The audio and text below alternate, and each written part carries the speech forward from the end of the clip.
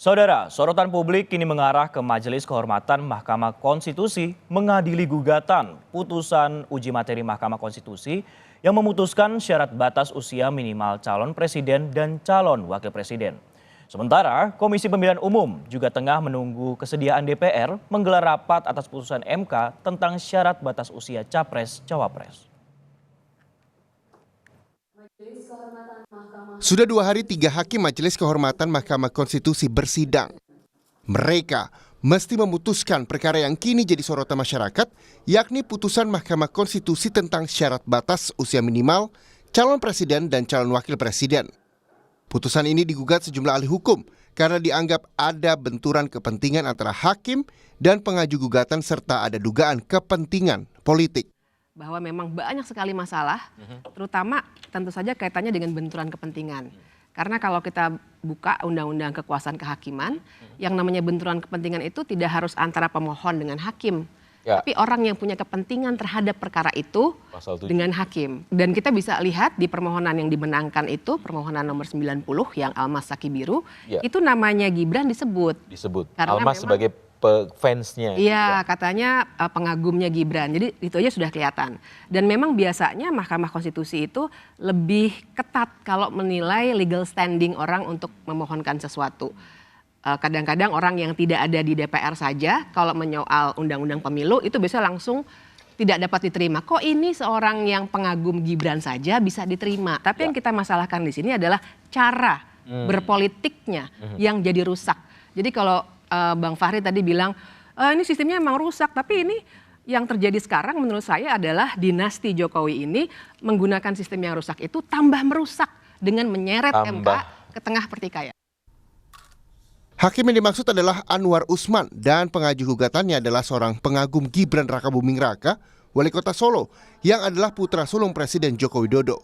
Status Anwar saat memutuskan adalah paman Gibran. Atas putusan itu, Gibran bisa mendaftar ke Komisi Pemilihan Umum sebagai calon wakil presiden untuk Prabowo Subianto. Lalu, apakah lewat Majelis Kehormatan putusan MK bisa batal? Yang pasti, majelis yang dipimpin Ketua Pertama MK, Jimli Asidik, sedang meneliti dengan saksama gugatan yang dilaporkan. Ya nanti bisa dibatalkan. Jadi itu si pemohon itu lapor itu bisa bawa ahli, ya kan? Cari ahli yang paling ahli, silakan. Terus saksi, belum bisa dijawab. Nanti argumennya apa? Kok you bisa yakin bahwa ini bisa dibatalin? Gimana? Apa alasannya? Kita dengar dulu. Nanti saya kan punya pendapat, tapi jangan sekarang. Sementara Komisi Pemilihan Umum kini tengah menunggu putusan Majelis Kehormatan. Selain juga menunggu kesediaan Komisi 2 Dewan Perwakilan Rakyat menggelar rapat konsultasi dengan KPU untuk perubahan peraturan KPU tentang syarat usia capres-cawapres. KPU itu yang diperhatikan adalah amar putusannya atau putusannya. Soal yang lain-lain bukan menjadi ranah KPU untuk membuat penilaian. Mas, kalau buruknya misalnya Gibran tidak sah menjadi cawapres, apakah bisa diganti tengah jalan? Kami belum bisa memastikan sekarang ya, nanti kan masih kita verifikasi dulu. Kalau menurut ketentuan undang-undang, kalau ada yang dinyatakan tidak memenuhi syarat masih bisa diganti sampai tanggal 13 November. Iya. Revisi ke PKPU. KPU sudah mengirim surat konsultasi ke DPR. Tanggal berapa? Untuk DPR sendiri tanggal berapa?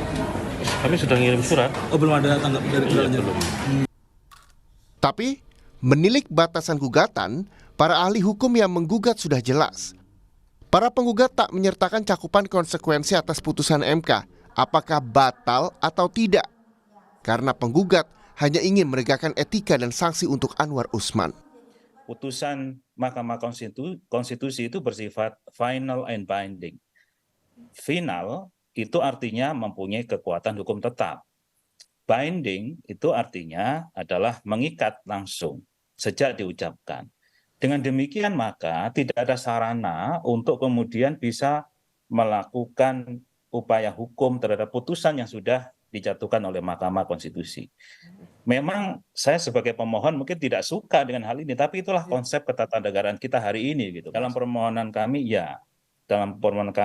kami menyebutkan ya, harus ada sanksi berat karena dugaannya juga berat dan efeknya sangat besar, ya harus diganti. Dan ini harus menjadi pelajaran bagi hakim MK yang lain. Menurut penggugat, saat ini memang ada bias dari ketiga hakim yang menyidangkan gugatan. Lantaran Jim Lee, Ketua Majelis Kehormatan, punya kedekatan dengan Prabowo Subianto. Jim Lee menjadi penasihat dan pemberi masukan soal hukum kepada Prabowo. Dalam negara demokrasi, setiap orang punya preferensi. Semua orang punya pilihan politik.